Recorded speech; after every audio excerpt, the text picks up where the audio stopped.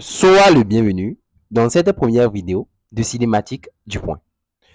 Je vais vous expliquer ici la cinématique en coordonnées cartésiennes. De quoi s'agit-il les coordonnées cartésiennes? Ce sont des coordonnées que vous avez déjà manipulées par le passé quand vous étiez au lycée. Donc ici, on prend un système de 3 axes, voilà, dans l'espace, bien évidemment. Et on prend un point M quelconque en mouvement. On veut ici repérer le point M avec des coordonnées dites cartésiennes. Abscisse, ordonnée, écoute. Vous devez voir les axes comme en fait les 3 axes du coin d'une chambre. Comme ceci par exemple. Donc, c'est comme des axes comme ceci en fait. Comme vous pouvez le voir sur ce schéma. Donc, c'est comme ça que vous devez voir ça. Vous devez essayer de vous représenter cela comme un schéma de l'espace. Pas un schéma du plan. Voyez-vous? Et donc, le point M, c'est comme par exemple, voilà, un sommet du cube par exemple. Et on va essayer de repérer le point M là. Donc, pour le repérer, qu'est-ce qu'on fait? On fait une projection en bas, dans le plan du bas, que je vais baptiser ici O, UX, UY, UZ. On va projeter le point M donc dans le plan O, UX, UY. Et on tombe sur son projeté. Maintenant, on repère, on trace la parallèle à l'axe OY. Et on tombe sur un point ici, comme vous le voyez. On fait la même chose ici de l'autre côté.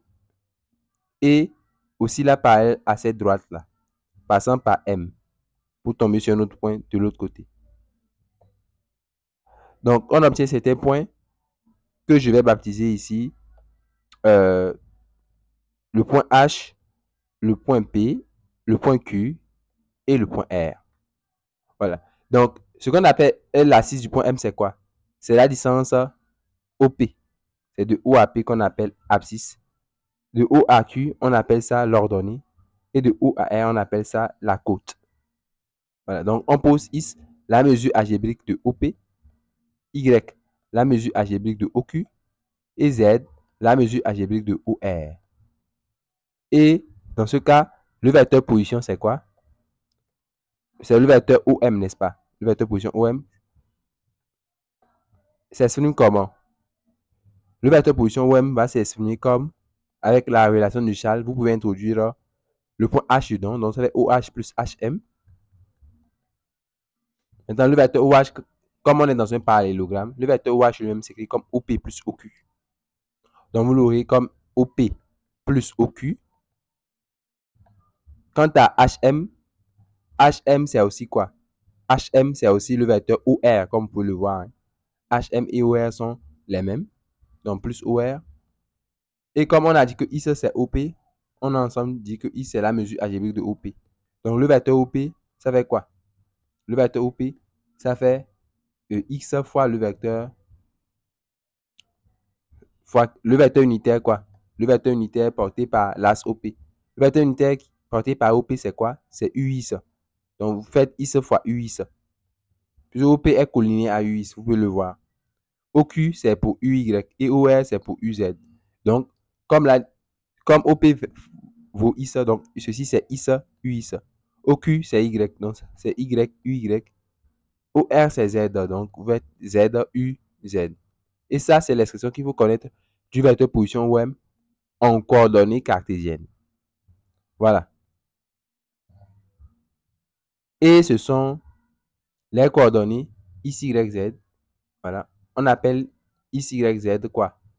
Les coordonnées cartésiennes du point M. Et on dira que O, UX, UY, UZ, c'est quoi? C'est le repère cartésien. Voilà, c'est ce qu'il en est pour le vecteur position. Donc, on veut faire la cinématique dans un repère, il faut d'abord partir du vecteur position. Maintenant, après le vecteur position, on exprime quoi? Le vecteur vitesse. Et comment définit-on le vecteur vitesse? Le vecteur vitesse V du point M, c'est la dérivée du vecteur position OM par rapport au temps. Donc, vous dérivez par rapport au temps quoi? Le vecteur position OM, on l'avait déjà donné. C'était X, UX plus Y, Y plus Z, UZ. Voilà, donc on a la dérivée d'une somme. Il faut dériver chaque partie. Il faut dériver x, ux, il faut dériver y, uy, et aussi il faut dériver z, uz. Qu'en est-il de la dérivée de x, ux? Vous allez calculer cette dérivée de la même façon que vous calculez la dérivée d'un produit f fois g. Vous écrivez en fait f' plus quoi? G'. C'est ce que nous allons faire ici. Donc on va d'abord dériver x, donc dériver de x par rapport au temps fois ux.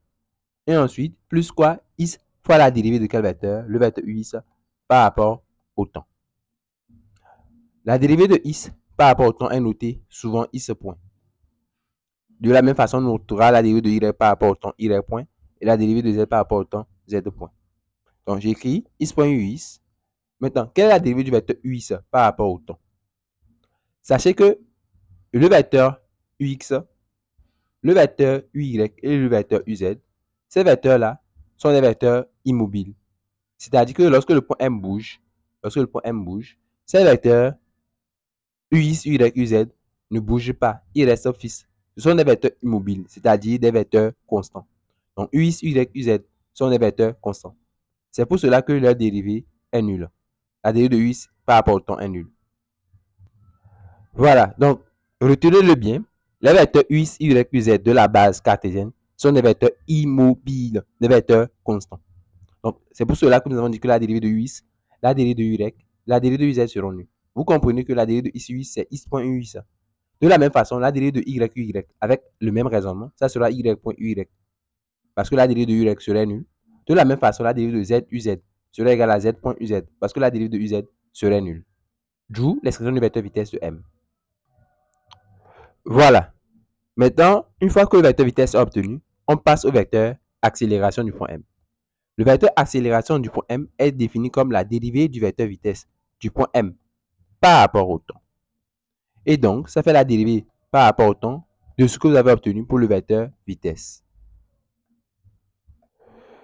Donc, il faut dériver chaque terme. Il faut dériver x.ux, y.y et z.uz. Donc, commençons avec la dérivée par rapport au temps de x.ux. C'est aussi la dérivée d'un produit. Donc, ça sera la dérivée de x- par rapport au temps fois ux plus quoi? X point fois la dérivée de ux par rapport au temps.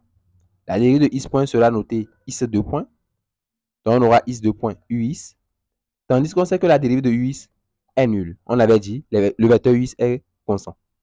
Donc de la même façon, la dérivée de y point y sera égale à y2 point y. Et la dérivée de z point uz sera égale à z2 point uz. D'où l'expression du vecteur accélération du point M. Voilà. Nous avons donc obtenu tout ce qu'il faut sur la cinématique dans le code, dans le repère cartésien. Nous allons récapituler cela. Voilà donc. On se dit à la prochaine avec les coordonnées cylindriques et polaires.